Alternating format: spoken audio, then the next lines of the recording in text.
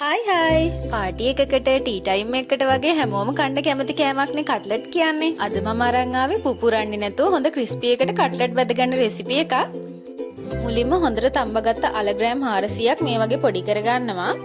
අල තම්බගද්දී ගොඩක් වෙලා අල තම්බ ගන්න හොඳ නෑ. එහෙම වුණොත් තෙත ගතිය වැඩි වෙනවා. ඒ හින්දා සාමාන්‍යයෙන් පොඩි කරන්න පුළුවන් ගානට තැම්බෙනකොටම අල ටික ලිපෙන් අයින් කරගන්න ඕන.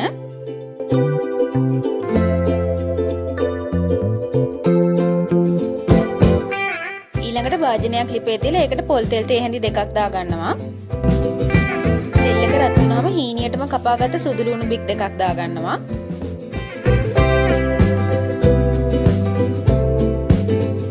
ඊළඟට හීනියටම කපාගත්ත බී ලුණු ගෙඩි දෙකක් එකතු කරගන්නවා. ඊළඟට හීනියට කපාගත්ත කරපිංචා අමු මිරිස් දාගන්නවා. අමු මිරිස් නම් මං ඉදුණු ඒවයි අමු ඒවයි දෙකෙන්ම දාගත්තා. දැන් මේ දේවල් ටිකක් කලවම් කරගන්නවා.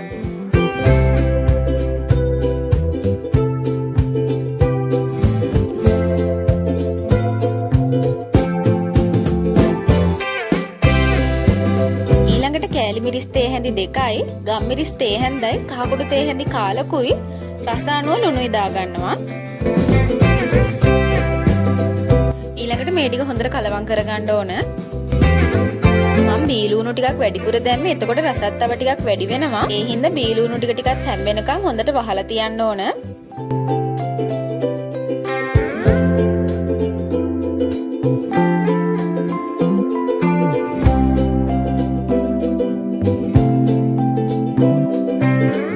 බී ලුණු ටිකත් හොඳට මේ වගේ තැම්බුණාට පස්සේ පොඩි සැමන් ටින් එකක මාළු ටික එකතු කරගන්නවා මම. ඒවා හොඳට පොඩි කරලා එකතු කරගන්න ඕනේ. එතකොට තමයි හැමතැනම හොඳට මාළු රස දැනෙන්නේ.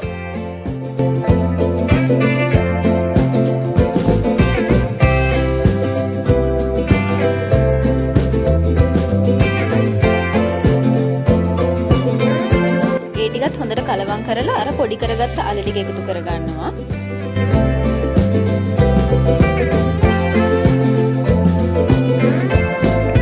දැන් මේ ටික ඔක්කොම හොඳට කලවම් කරගන්න ඕන.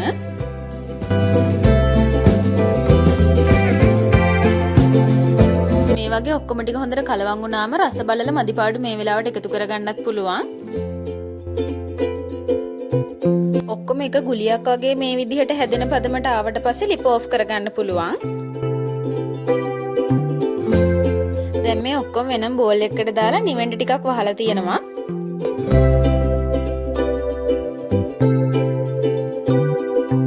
අල්ලන්න පුළුවන් ප්‍රමාණයට නිවුණට පස්සේ අපි මේකෙන් බෝල ටික හදා ගන්න ඕන.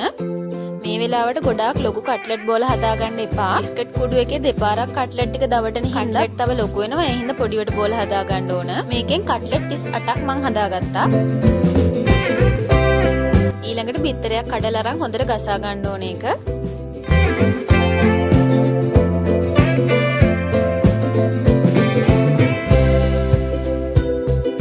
දැන් මේ ටික හොඳට කලවම් කරගන්න ඕන.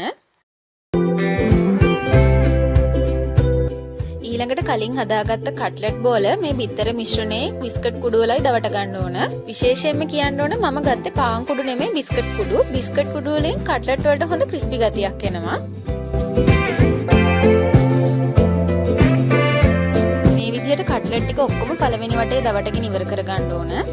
පළවෙනි වටේ බිත්තර මිශ්‍රණයේ බිස්කට් කුඩු වලයි තවරපු කට්ලට් ටික බිත්තර මිශ්‍රණයේ බිස්කට් කුඩු වලයි දවට ගන්න ඕන.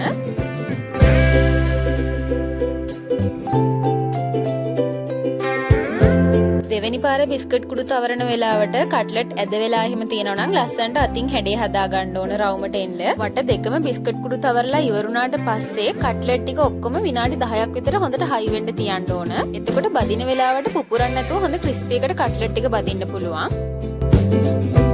කට්ලට් ටික විනාඩි 10ක් තිබ්බට පස්සේ භාජනයක් ලිපේ තියලා ටිකක් වැඩිපුර පොල් තෙල් එකතු කරගන්නවා.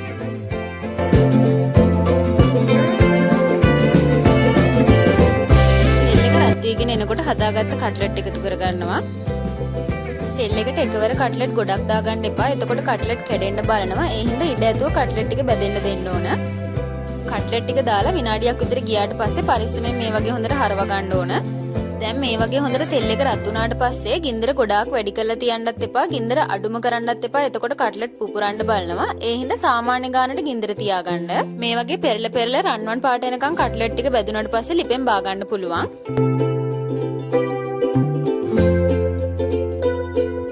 ඔය විදිහට තමයි මම ලේසියම පුපුරන්නෙත් නැතුව හොඳ ක්‍රිස්පි එකට කට්ලට් ටික හදාගන්නේ. පේනව නේද කට්ලට් වටේත් හොඳ ලේයර් එකකුත් තියෙනවා. ඉතින් ඔයාලත් කට්ලට් හදාදී මේ විදිහට try කරලා බලලා මට කමෙන්ට් එකක් දාන්න. ඒ වගේම මේ වීඩියෝ එකට like කරලා අපේ channel එකත් subscribe කරගෙන යන්න. ආයෙත් මේ වගේ ලස්සන වීඩියෝ එකකින් හම්බෙමු. ඔයාලට සුබ දවසක්.